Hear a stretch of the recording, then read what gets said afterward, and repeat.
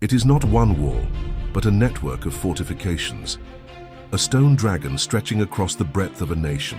Built not by one dynasty, but many, its foundations are laid with the sweat and sacrifice of millions over centuries. This was the edge of the world, a line drawn between civilization and the nomadic horsemen of the steppe. Its watchtowers were the eyes of the empire. It was a complete military defense system, a highway for troops, and a communication line using smoke and fire to send messages across the empire. Today, its purpose as a barrier is gone. It stands as a symbol of human perseverance, a monument to the history of a civilization, and a wonder of the world. The Great Wall of China is a marvel of engineering, but its true secrets lie hidden within its very structure. In the West, where stone was scarce, the wall was built from the ground it stood on. Layers of rammed earth, compacted for incredible durability, formed the main defense against invaders. This simple yet effective technique allowed construction to proceed rapidly across vast desert landscapes. Further east, the builders didn't fight the landscape, they used it. By following the highest, most perilous mountain ridges, they created a natural strategic advantage, making the wall even more formidable and difficult to assail. One of the most ingenious secrets was its mortar. In the brick sections, builders mixed sticky rice soup with slaked lime, creating a super-strong water-resistant binder that held the stones together for centuries. But the greatest and most tragic secret was its workforce.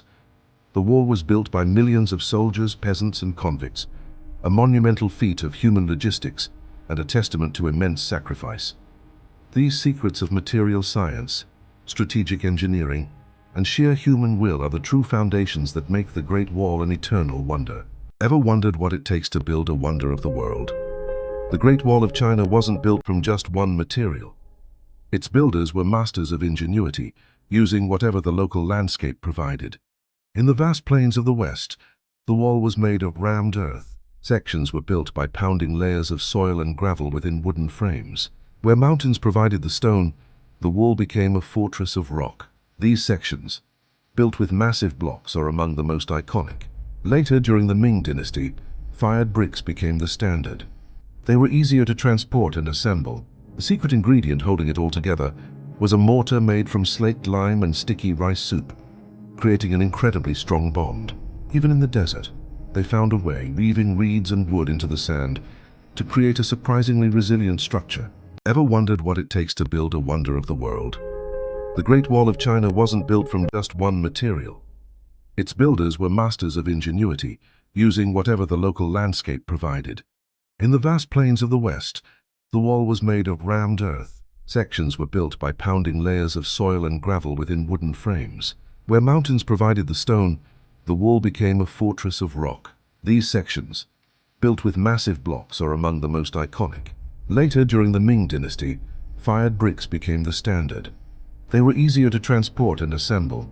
The secret ingredient holding it all together was a mortar made from slaked lime and sticky rice soup, creating an incredibly strong bond. Even in the desert, they found a way, weaving reeds and wood into the sand, to create a surprisingly resilient structure. How long is the Great Wall of China? The answer is staggering: 13,770 miles. This incredible length isn't one continuous wall. It's a defensive network of walls, watchtowers, trenches, and even natural barriers, built and rebuilt across 15 different provinces. Its path charts a course through the vastness of China itself, adapting to every terrain it encounters. To comprehend that distance, imagine traveling from New York to Los Angeles. The Great Wall is more than 4 times that length. It represents the accumulated work of dynasties over 2,000 years, an engineering project on a scale unmatched in human history. More than just a wall, it is a 13,000-mile-long testament to human ambition, endurance, and history. The Great Wall wasn't built in a day, or even a single century. Its length grew, shrank, and shifted with the ambitions of dynasties. It began with the Qin dynasty in 221 BC, who unified existing fortifications into a single defense line of over 3,000 miles. The Han dynasty pushed the frontier, extending the wall to its greatest length ever, over 6,000 miles, to protect the vital Silk Road. For centuries after the Han, the wall fell into disrepair. Many dynasties chose different strategies, and the wall was no longer a single cohesive defense. Then came the Ming dynasty, They built the most advanced and recognizable sections, creating a formidable 5,500-mile-long stone dragon. This is the Great Wall we see today. Today, the total length of every wall ever built is over 13,000 miles, a cumulative legacy of 2 millennia of construction. When we think of the Great Wall, we often imagine epic battles and heroic last stands. But its greatest victories weren't single dramatic events, they were the culmination of centuries of strategic success. During the Han Dynasty, the early rammed earth wall was a vital tool against the Xiongnu nomads. It wasn't designed to stop them completely, but to control their movements and protect the invaluable trade flowing along the Silk Road. Later, the Ming Dynasty perfected the wall as a massive defensive system.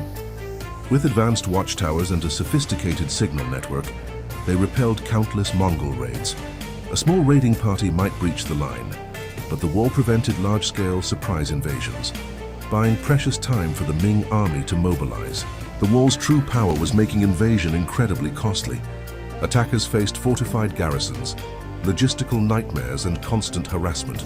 The wall won by making the fight simply not worth the price. Ultimately, its strength depended on the soldiers who manned it. When the wall failed, as when the Manchus entered, it was almost always due to human betrayal or a weak state, not the wall itself being broken. So the Great Wall's victory wasn't won in a single day, but over centuries. It was a triumph of engineering, endurance, and strategic patience that protected an empire. For the Han Dynasty, the greatest threat was not a rival empire, but the swift and unpredictable Xiongnu nomads from the northern steppe. Their solution was a marvel of engineering. Not just a wall, but a comprehensive defensive system. Watchtowers were its eyes and garrisons its fists. The wall couldn't stop every rider, but it could stop a large-scale invasion. It channeled raiders into fortified passes and used signal fires to send warnings faster than any horse could gallop. This warning system gave Han forces time to mobilize and, just as importantly, protected the fledgling Silk Road, the economic lifeline of the empire. The Han's war against the Xiongnu was won not with one decisive battle, but with the wall's relentless, strategic patience. It was a victory of control over chaos. On the frontiers of the Han Dynasty, two worlds existed: the slow, rich flow of commerce and the lightning-fast threat of nomadic raids. For merchants on the Silk Road, the journey was perilous. Their fortunes and the empire's economy depended on safe passage. But they were not alone. The Great Wall was their guardian. Its smoke signals, traveling faster than any horse, were a lifeline. The wall was a system. It gave traders a shield to shelter behind. Caravans would race to the safety of its garrisons, turning the nomads' advantage of surprise into a futile wait. By protecting commerce, the Han Dynasty's Great Wall did more than win a military struggle. It secured the prosperity that defined an era. On the frontiers of the Han Dynasty, two worlds existed: the slow, rich flow of commerce and the lightning-fast threat of nomadic raids. A wealthy Silk Road caravan moved slowly across the dusty plains, laden with treasures. In a parallel shot, swift Xiongnu raiders on horseback gallop across the vast open steppe. The Great Wall was their guardian. Its smoke signals, traveling faster than any horse, were a lifeline, a warning to seek shelter. A lone Han scout perched atop a watchtower spots the distant dust cloud of the raiders and quickly lights a signal fire. Seeing the plume of smoke, the lead merchant urgently guides his caravan towards a massive gate in the towering earthen wall. Behind the wall lay another world entirely, a sanctuary of commerce, a safe zone made possible by the wall's might. The caravan rushes through the fortified gate, just as the heavy doors begin to close. The chaotic sounds of the steppe are immediately replaced by the bustling hum of a protected town. Here life and trade flourished. These protected hubs were the engines of the Silk Road, where goods and cultures could mix freely, shielded from the dangers outside. The scene opens up to a vibrant marketplace within the garrison walls, where our merchant, now relaxed, barters with traders from distant lands as soldiers patrol calmly. The wall's ultimate victory wasn't just repelling raids, it was creating the security that allowed civilization and prosperity to blossom in the harsh frontier. From the battlements, the merchant watches the frustrated Xiongnu raiders fade back into the steppe, before turning his gaze to the thriving market below. For merchants of the Silk Road, profit and peril were constant companions. Every horizon could hide a threat. A caravan laden with silk moves cautiously, the Great Wall a distant promise of safety. Suddenly, a Han scout signal fire ignites the skyline. As Zhongnu riders appear in the distance, the merchant shouts orders, and the caravan hurries towards a fortified garrison. The Great Wall was their only certainty, a sanctuary in the vast, dangerous steppe. Inside the fortress gates, merchants huddle with their goods, listening to the muffled sounds of the thwarted raid outside. The tension is palpable. They didn't have to outrun the raiders, they just had to reach the wall. Here, its earth and timber meant safety. A Han soldier on the battlements gives a downward wave, the all clear. The tension instantly breaks as our merchant shares a look of relief with a Persian trader, then gestures to his silk. And as quickly as the threat subsided, business resumed. The security the wall provided was the foundation for trust and trade. After a brief haggle, they clasp hands, sealing a deal within the garrison's walls. This was the wall's true purpose. Not just to stop armies, but to allow moments like this, ensuring the lifeblood of the empire could flow, deal by deal. Once a barrier to keep invaders out, the Great Wall today has a new purpose: to bring the world and China itself together. For the Chinese people, it is the ultimate symbol of endurance and unity. It represents the perseverance and spirit of the nation.